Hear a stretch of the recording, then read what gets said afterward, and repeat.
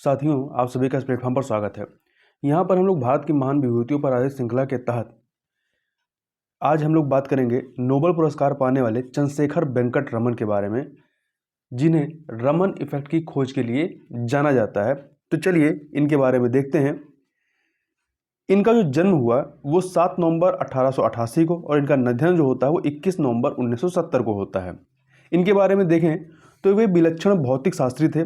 प्रकाश के प्रकीर्णन पर उत्कृष्ट कार्य के लिए उन्हें भौतिकी के प्रतिष्ठित नोबेल पुरस्कार से सम्मानित किया गया था। और यहाँ ध्यान रखिएगा कि ये नोबेल प्राइज़ पाने वाले, भौतिकी का नोबेल प्राइज़ पाने वाले, या कह सकते हैं कि ये विज्ञान में नोबेल प्राइज़ पाने वाले एशिया के पहले व्यक्ति थे। और यह एक गैर श्वेत व्यक्ति एवं एक भारतीय वैज्ञानिक थे जो जिनको भौतिकी का नोबेल मिला था पहली बार। चंद्रशेखर वेंकट रमन की प्रारंभिक शिक्षा जो है ये विशाखापत्तनम में हुई। 12 वर्ष की उम्र में ही उन्होंने मैट्रिक की परीक्षा उत्तीर्ण कर ली। उसके बाद उनके पिता ने उन्हें उच्च शिक्षा के लिए विदेश भेजना चाहा, परंतु खराब स्वास्थ्य की वजह से उन्हें भारत में ही अध्ययन करना पड़ा। उन्होंने चेन्नई के प्रेसिडेंसी कॉलेज से प्रथम श्रेणी में बीए करने के बाद 1907 में मद्रास विश्वविद्यालय से गणित में प्रथम श्रेणी में एमए की डिग्री हासिल की। इसके बाद सन 1906 में ही उनका प्रकाश विवर्तन पर पहला शोध पत्र लंदन की फिलोसफिकल पत्रिका में प्रकाशित हो गया था।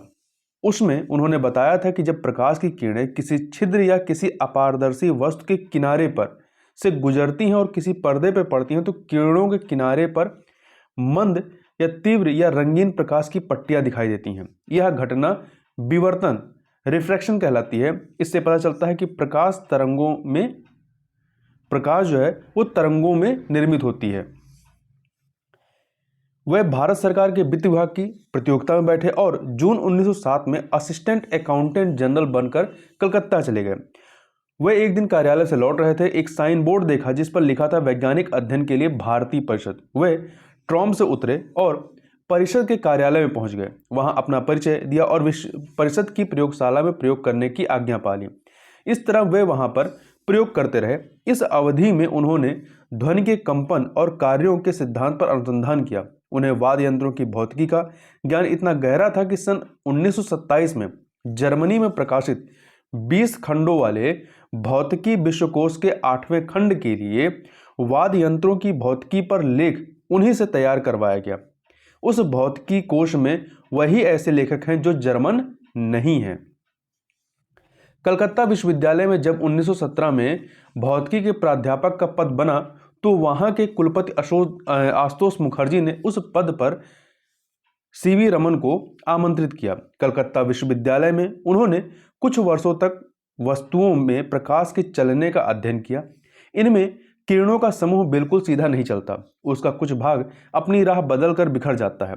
फिर उन्होंने पार्थिव वस्तुओं में प्रकाश के बिखरने का नियमित अध्ययन शुरू कर दिया।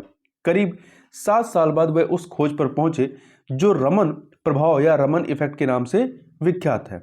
उन्होंने पारा यानी पारद आर्क के मध्य विभिन्न प्रकार के रासायनिक पदार्थ रखे तथा पारद या जो पारा होता है, पारद आर्क के प्रकाश को उनमें से गुजार कर स्पेक्ट्रम बनाए। उन्होंने देखा कि हर स्पेक्ट्रम में जो है वो एक डिफरेंस आता, अंतर पड़ता है।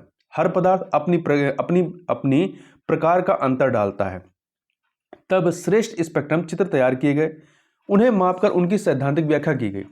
प्रमाणित किया गया कि यह अंतर पारद प्रकाश की तरंग लंबाइयों में परिवर्तित होने के कारण पड़ता है। रमन प्रभाव का उद्घाटन हो गया। इस खोज की घोषणा उन्होंने 29 फरवरी 1928 को की। रमन प्रभाव के लिए उन्हें 1930 में नोबेल पुरस्कार से सम्मानित किया गया था और ये भारत के दूसरे व्यक्ति थे जिन्हें नोबेल पुरस्कार मिला था। इससे पहले जो है साहित्य में रविन्द्रनाथ टैगोर जी को उनकी कृति गीतांजलि के लिए दिया जा चुका था। 1948 में उन्होंने सेवानिवृत्ति के बाद रमन शोध संस्थान की बेंगलुरु में स्थापना की और इसी संस्थान में शोधरत रहे। और इसके बाद 1954 में जब पहली बार भारत रत्न पुरस्कार दिया जाता है तो 3 व्यक्तियों को पहली बार 1954 में भारत रत्न का पुरस्कार दिया गया था। उसमें से एक थे डॉक्टर सर्वपल्ली राधाकृष्णन जो भारत के पहले उपराष्ट्रपति रहे हैं, चक्रवर्ती राजगोपालाचारी और डॉक्टर चंद्रशेखर वेंकट रमन, मतलब उन तीनों में से एक जो हैं CV रमन भी थे। इस प्रकार से 1954 में इन्हें भारत रत्न की उपाधि से विभूषित किया गया और 28 फरवरी को रमन प्रभाव की खोज की याद में भारत में हर साल राष्ट्रीय विज्ञान दिवस के रूप में मनाया जाता है। कब मनाया जाता है? 28 फरवरी को मनाया जाता है। अब कुछ अन्य चीजें देखते हैं, जैसे रमन इफेक्ट के बारे में। तो देखिए, यह एक स्पेक्ट्रोस्कोपी अवधारणा है जिसे 28 फरवरी 1928 में प्रख्यात वैज्ञानिक, भौतिक वैज्ञानिक सर चंद्रशेखर वेंकट रमन द्वारा खोजा गया। रमन प्रभाव जो है वो अणुओं द्वारा फोटॉन का एक अव्यवस्थित प्रकीर्णन है, स्कैटरिंग है, जिससे उच्च कंपन या घूर्णी ऊर्जा स्तर विद्यमान होते हैं, जिसे रमन स्कैटरिंग प्रभाव भी कहा जाता है।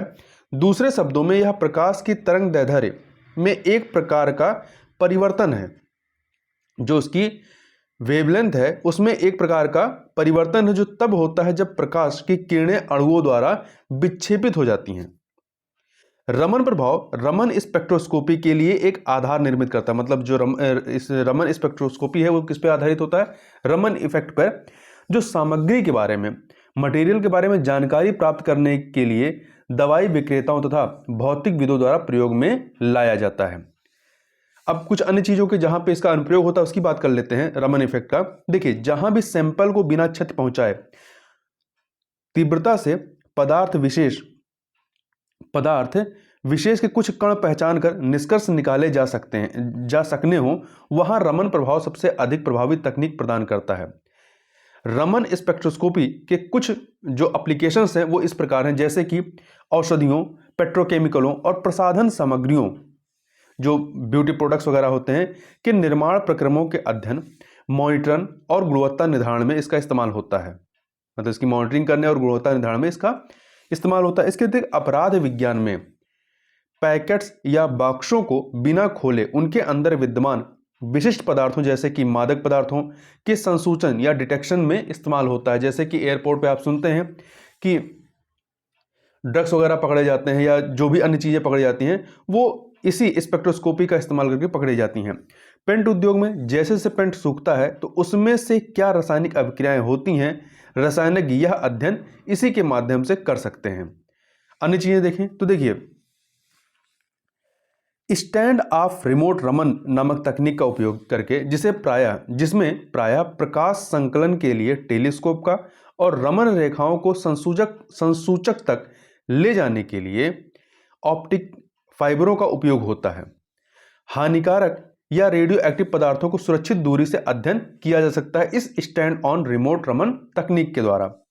रमन स्पेक्ट्रम का उपयोग करके प्रकाश रसायनज्ञ और प्रकाश जीव वैज्ञानिक 10⁻11 तक औसत आयु के क्षणजीवी रसायनों तक के स्पेक्ट्रम प्राप्त कर सकते हैं। इसके अतिरिक्त भूगर्भ शास्त्र और खनिज वैज्ञानिक रत्नों और खनिजों की पहचान तथा विभिन्न दशाओं में खनिज व्यवहार आदि का अध्ययन करने के लिए इस तकनीक का उपयोग करते हैं। इसके अतिरिक्त कार्बन नैनो ट्यूबों एवं हीरो की गुणवत्ता और गुणों के अध्ययन के लिए रमन इफेक्ट का प्रयोग किया जा सकता है। जीवन अध्ययनों जैसे कि DNA RNA विश्लेषण में, रोग निदान में, एकल सेल विश्लेषण में आदि में भी व्यापक पैमाने पर रमन इफेक्ट का प्रयोग किया जा सकता है। तो आप देख सकते हैं कि रमन इफेक्ट का प्रभाव, मतलब जो अनुप्रयोग है, एप्लीकेशन है, वो बहुत ब्रॉड क्षेत्र में है। इसके अतिरिक्त जैसा कि हमें मालूम है कि 28 फरवरी को जो है राष्ट्रीय विज्ञान दिवस मनाया जाता है और इस बार 2022 में जो राष्ट्रीय विज्ञान दिवस मनाया गया है उसकी थीम क्या थी? उसकी थीम रही है सतत भविष्य के लिए विज्ञान और प्रौद्योगिकी में एकीकृत दृष्टिकोण, या इंग्लिश में कहें तो integrated approach in science and technology for a sustainable future. तो इस वीडियो में बस इतना ही, मिलते हैं नेक्स्ट वीडियो में, तब तक के लिए बहुत बहुत धन्यवाद।